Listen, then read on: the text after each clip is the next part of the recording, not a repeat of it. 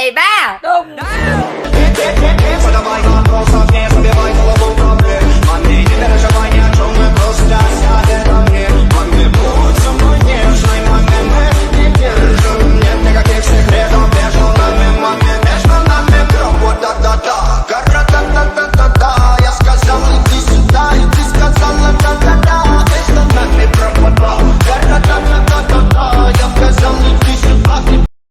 이 기분은 뭐야 어떡해 아주 nice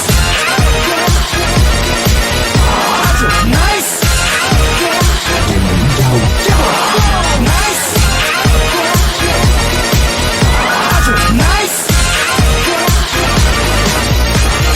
오늘 하루도 아주 즐거웠어 다음 데이트도 빨리 했으면 좋겠어 집 데려다주는 길이 너무도 짧아요 내일 이 시간에 또 만나요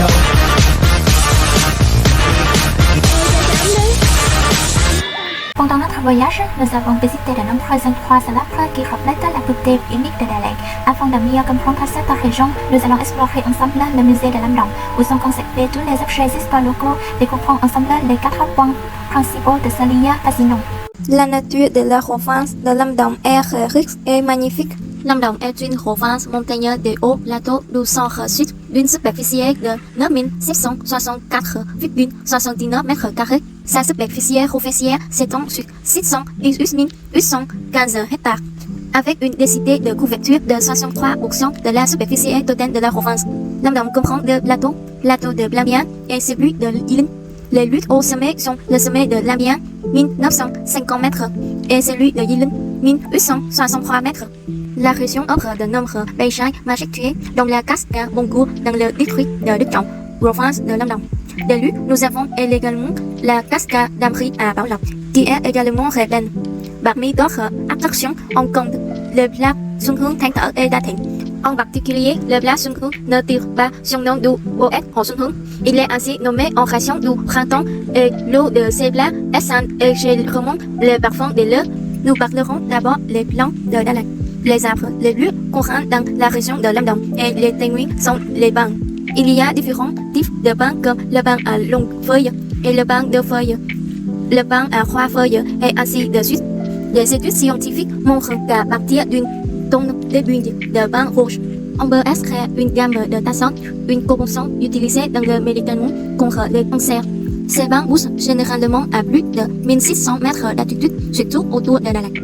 Animaux sauvages. Aujourd'hui, Lamdong possède 2 forêts nationales, le parc national de Phi-Duc-Núi-Ba et une partie du parc national de Cát Tiên. Les animaux présentés ici se trouvent principalement dans les 2 parcs nationaux ci-dessus. Premièrement, nous avons de nombreux types de belettes, notamment les moules la belette, qui peuvent se déplacer rapidement entre les branches des arbres. Deuxièmement, les reptiles incluent les tortues à roche-tête et les crocodiles samois. Les tortues à roche-tête se distinguent des autres tortues par leur roche-tête et leur longue queue. Les crocodiles samois, également appelés crocodiles d'eau douce, étaient autrefois abondants dans la rivière Đồng Nai, mais ils sont disparus de cette zone en 1999 en raison d'une succession. Troisièmement, c'est les primates, une série notamment d'espèces telles que les macaques à longue queue et le langour à pattes noires. Enfin, il existe des ongulés comme le cerf et le muntjac. Ces animaux ont souvent une personnalité douce et leur nourriture est constituée de viande. Lamdong est une terre basaltique propice au développement de cultures industrielles fécondes. De plus, récemment, grâce à des feuilles archéologiques dans la province, les gens ont réalisé que Lamdong avait une longue histoire de développement. De nombreuses découvertes ont été faites lors des feuilles, notamment des artefacts en pierre. Les anciens habitants utilisaient des cailloux ramassés dans les rivières et les ruisseaux pour fabriquer des outils tels que des charges en pierre.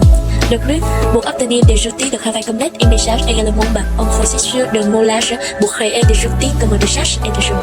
Les tambours en bronze sont également une découverte significative. Dans toute la région de ce plateau du centre, il y a 28 tambours en bronze.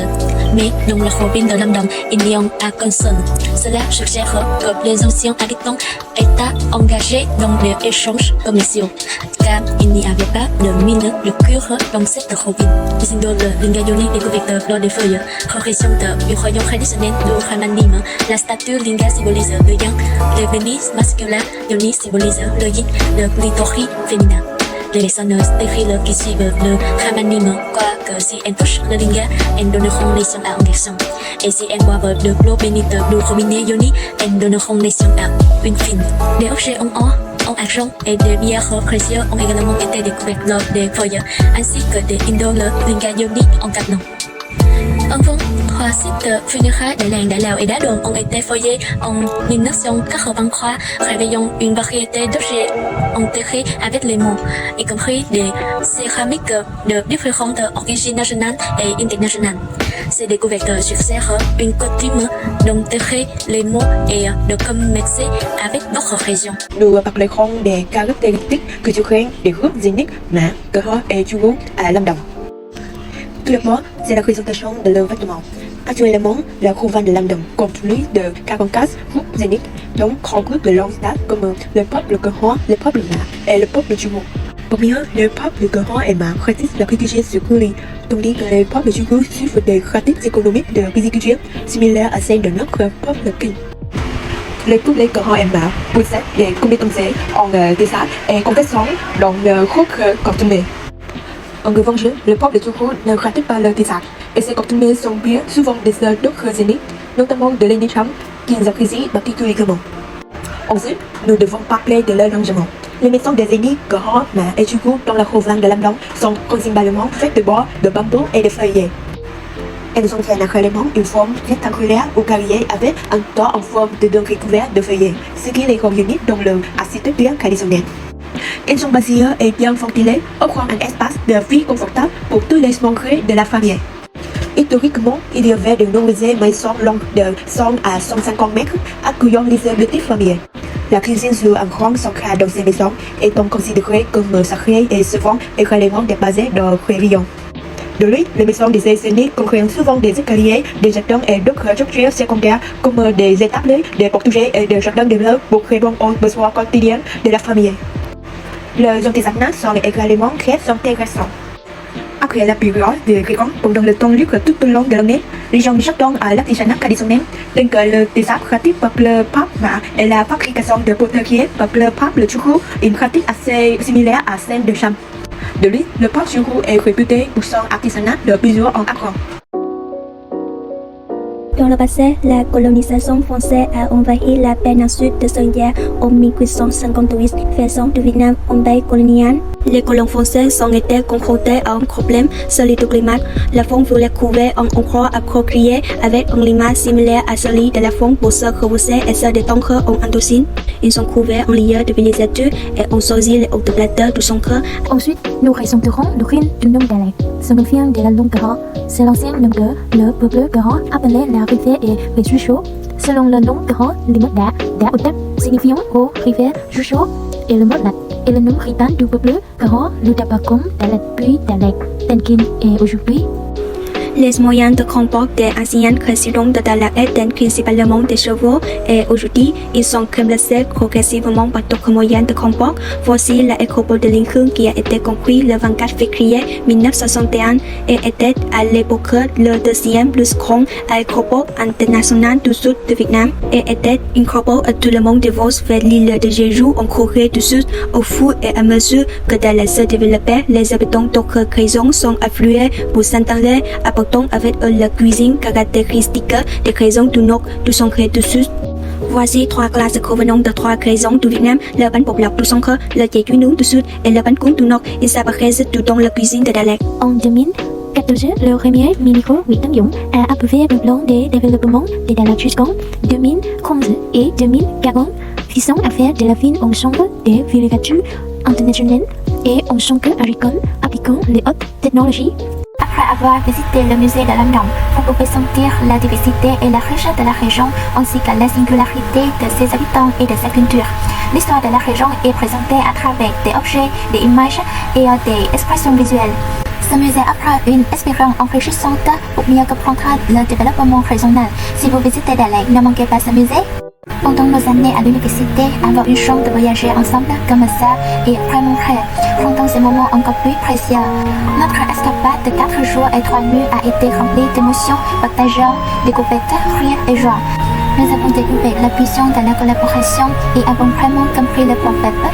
Un jour de voyage apporte une tonne de sagesse. Nous avons appris à apprécier chaque moment partagé, sachant que des occasions similaires pourraient être incidentes dans le futur. Ce voyage nous a offert des expériences incroyables, nous permettant de découvrir des nouveautés fascinantes de près. La taille étonnante des autoroutes, la petite stature des civettes, l'architecture impressionnante du palais de Bao Dai, le processus complexe de fabrication du chocolat, l'aventure excitante à l'Atala et bien d'autres trésors que nous ne pouvons pas tout énumérer ici. Il a rapproché nos cœurs, approfondi notre compréhension mutuelle et nous a donné des souvenirs précieux. La soirée de partage culturel avec des cons a été probablement le moment le plus joyeux pour notre groupe d'étudiants. Nous avons mis de côté nos inhibitions, danser ensemble sur les rythmes des lignes locales, chanter des chansons vibrantes de jeunesse et écouter au vin caractéristiques de cette terre. Bien que le voyage ait été fatigant en raison d'un emploi du temps chargé, l'atmosphère fraîche et légèrement mélancolique de cet endroit, les éclats de rire partagés et les émotions sincères que Dalag a évoquées en nous resteront gravés à jamais, nous faisons constamment l'enquête de nostalgie. Nous remercions le département pour avoir permis à la promotion 47 de langue française de vivre une expérience de voyage si enrichissante. Merci à Maman et à Monsieur Kang pour leur leadership et leur soin attentionné tout au long de notre périple. Merci à notre groupe d'étudiants d'avoir incarné l'esprit de ce voyage et d'avoir pleinement profité de chaque destination ensemble. Et enfin, merci à notre équipe numéro 7 pour avoir brillamment accompli sa mission. Les souvenirs restent vivaces et un avenir plein d'espoir nous attend. Nous espérons que notre chemin à venir sera toujours rempli de bonheur et de sourires.